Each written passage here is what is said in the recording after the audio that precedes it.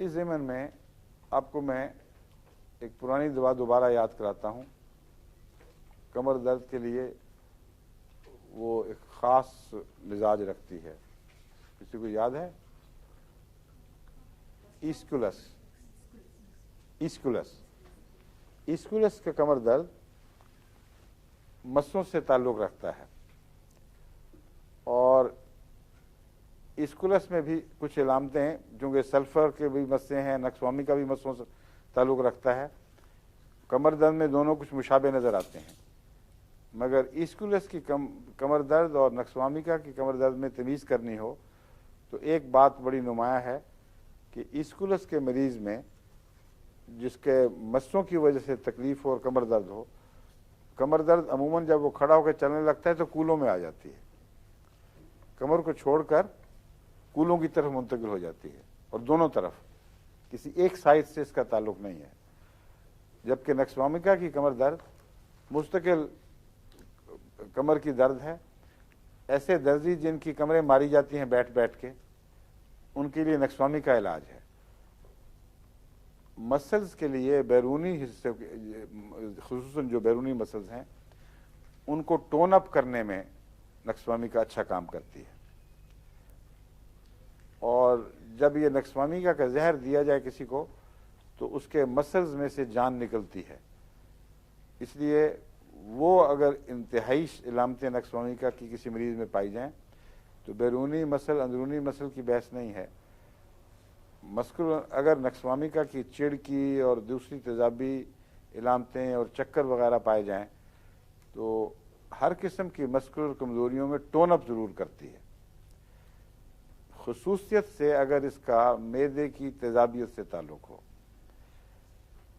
ایک اصطلاح ہے ہومیوپیتھک میں، ایلوپیتھک میں مجھے نہیں پتا ہے کہ نہیں، اس کو کہتے ہیں acid debility. Acid debility, heartburn. Heartburn ہے آپ کے یہاں اصطلاح کوئی؟ کیا ہوتا ہے ہارٹ برن؟ تیزابیت، معدے میں تیزابیت. معدے میں تیزابیت. جی. اس تیزابیت کے نتیجے میں جو اچانک کمزوری پیدا ہو جاتی ہے، بعض دفعہ مریض سمجھتا ہے کہ مجھ میں ہاتھ ہلانے کی بھی طاقت نہیں ہے، اس کو ایسڈ ڈیبلٹی کہتے ہیں. یعنی جسم میں تیزاب بڑھنے سے اچانک کمزوری واقع ہو جاتی ہے. ایسے مریض بعض جن کو ایسڈ ڈیبلٹی ہو اور کوئی دوا کام نہ کرے، ان میں نے دیکھا ہے نقصوامیکا بعض دفعہ جادو کا سا حکم رکھتی ہے. 2 خوراکیں اس کی اوپر تلے چند منٹ کے وقفے کے ساتھ آپ دے دیں تو اللہ کے فضل کے ساتھ یہ غیر معمولی شفا عطا کرتی ہے. وہ مریض جو پڑا ہوا ہے، ڈاکٹر بلا لیے جاتے ہیں، بعض دفعہ ہارٹ اسپیشلسٹ بھی آ جاتے ہیں، اور وہ سمجھتے ہیں کہ دیکھ لیتے ہیں کہ دل کی تکلیف نہیں، لیکن پتہ نہیں لگتا کہ کیا کریں. کوئی ایلوپیتھک دوا کام نہیں کرتی، وہاں نقصوامیکا کام کر جاتی ہے. یہ تجربہ مجھے خود اپنے اوپر ہوا. اصل میں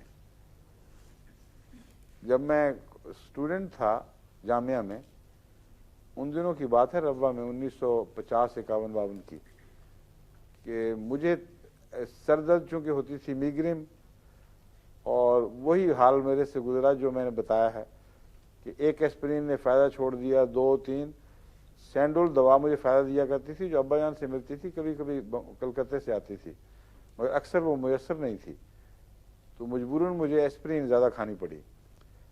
ایسپرین زیادہ کھانے سے میوکس میمبرین پر اثر پڑا اور معدے میں ایسڈ بہت ہو گیا.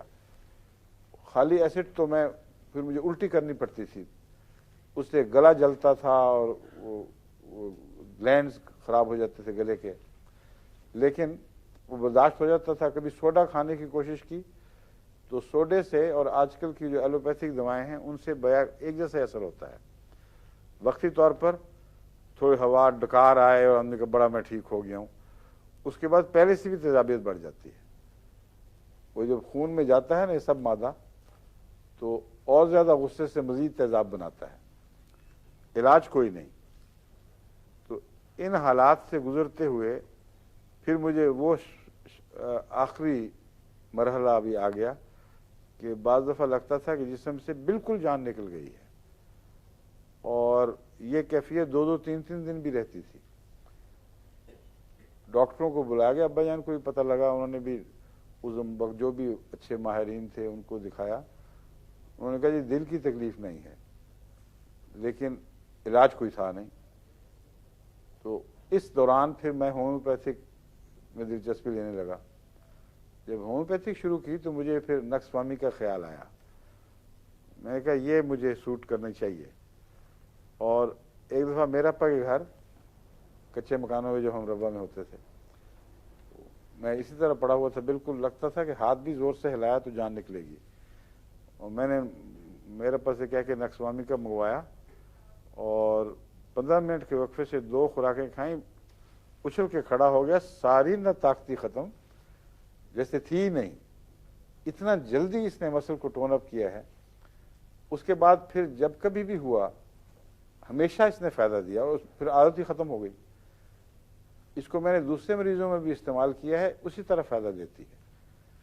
तो नक्सवामी का जब एसिड बढ़ने से मसल्स को कमज़ोर कर दे, उसकी बेहतरीन दवा है।